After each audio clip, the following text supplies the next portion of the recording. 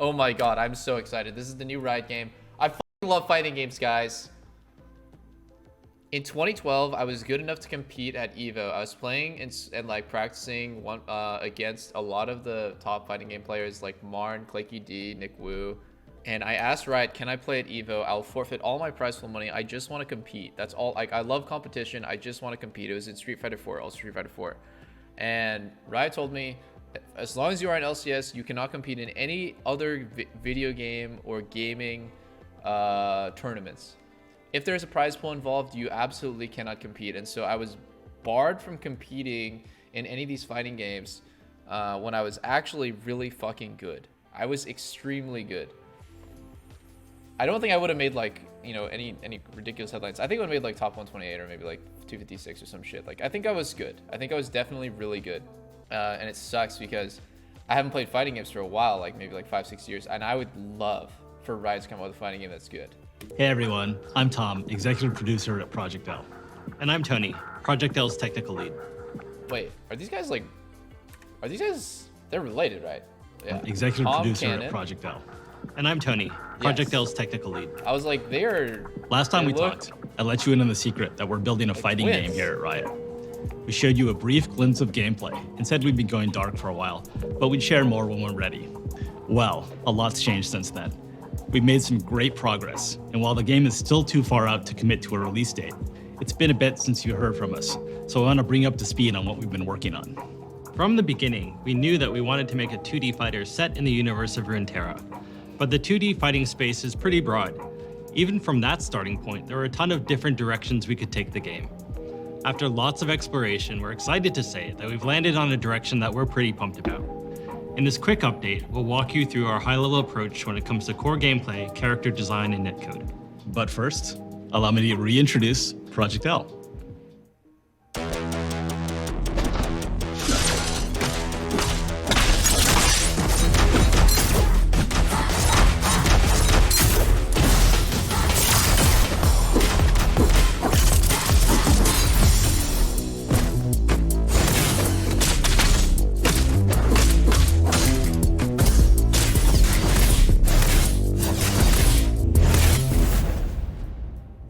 Project L. Why is this game at 5 FPS? Why? Like, the game is beautiful. Every picture it's beautiful. Why is it playing on a toaster? This is the laggiest fucking FPS I've ever seen. Will be an assist-based fighter. You'll build and pilot a team of 2 different champs. We feel like this is the right foundation to build a game that rewards strategic team building and on-the-fly decision-making on top of strong fighting fundamentals. Okay, guys, I'm not gonna lie. I already hate tag-based, team-based fighting games. I really don't like it. I don't like how hard it is, barrier to entry. You're gonna have to learn multiple characters just to play. I highly prefer games like Street Fighter over games like Marvel vs. Capcom and Dragon Ball FighterZ, simply because I know that learning 2 to 3 characters, playing at a decent level, is just infinitely harder than one-tricking one character, and it's going to make the game so much less accessible. I don't like it. I played a lot of fighting games, and I generally just like when you play one character, learn that character, and you don't need to waste your time playing stuff that you're not interested in. Because to be honest with you, when I play a game like this, I have one character in mind that I want to play. I'm like, that's my person, you know. Like, I like Jinx. I'm gonna main Jinx, and it's like, if I fill my roster with 2 other characters, I just don't really care about those characters. Like, I don't vibe with them. Like, they don't make me happy to play, but I have to. I'm forced to. So I already don't like that, and you wouldn't really kind of like. It's hard to have an opinion on it unless you played a lot of fighting games. This is just my personal opinion. Our goal is to build a game that delivers a fast-paced, dynamic combat fantasy while leaving plenty of room for you to be creative and express yourself in gameplay. Like a lot of you out there, we're inspired by the insane outplays, hard reads, and 200 IQ plays behind some of the most iconic moments in fighting game history. The dream for us is to deliver a game that allows you to create new iconic moments for many years to come. Now let's talk about controls. I know that a lot of you have strong opinions about mechanical difficulty in fighting games. For Project L, we're embracing the easy-to-learn, hard-to-master mentality. So yes, we are making it easier to jump in with a new character and learn their basic kit. That said, we absolutely believe in rewarding the time you spend going deep on a character and providing opportunities for you to showcase your high-end mastery. One of the delights of fighting games is seeing top players move and fight in a way that's inspiring and distinct from lesser skilled players. We want to set that aspirational summit and build a steadily increasing difficulty curve to get you there. This isn't about building a game where new players have a chance to beat the pros. It's about unlocking the fun at all skill levels. I agree with that. That's one of the first things that I love to hear. You want to make a fucking game that hardcore players want to play, then make the game accessible for casual players. Make the game fun for noobs. If the game is not fun for noobs, you just only have sweaty fucking neck-bearded people arguing over the semantic little details of the game, and no one gives a shit and plays the game. It's only cool to be good at a game if it's popular. That's my opinion. I don't care to be good at fucking like random 1,000, 2,000 concurrent player games. I want to play popular games, and I want to be good at them, and I want to be a part of a big community of people. I think it's really, really important that they make fighting games accessible. Character design, of course, plays a huge role in this.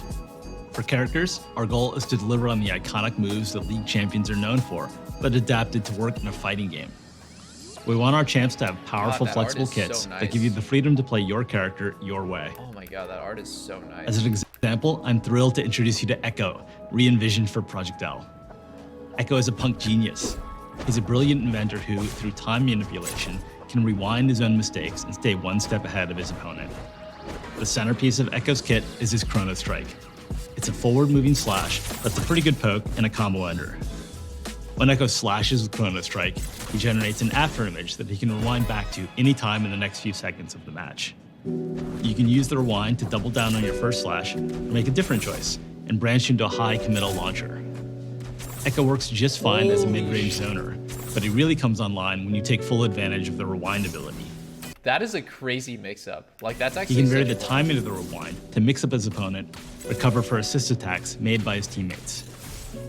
And in the right hands, rewind can also be a strong combo extender.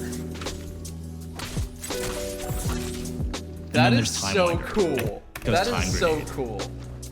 Time Winder works great for basic zoning and combos. The real payoff comes when you're able to throw Time Winder from range, giving it a chance to charge up and explode into a time distortion field that slows Echo's opponents for the next few seconds of the match. For both of these moves, our approach is to give you a tool with a clear primary role, but with lots of potential for extra utility when you use it in the right situation. Now, while gameplay is obviously super important, high-quality netcode is essential for any great fighting game. So this is an area where we're investing big. I'm going to turn it over to Tony, and he'll walk you through some of our networking foundations. Netcode has been a top-of-mind topic in the FGC for the past year, especially since we haven't been able to gather for live events. For Project L, we've designed our entire networking stack to deliver the same highly responsive gameplay that you'd get playing offline. Of course, this starts by using rollback networking at the core. Rollback does a great job of... These guys are twins, right? Like, I'm fairly certain that they are because they look so similar, but their voices are very different. Maintaining a consistent low input delay across a wide range of pings.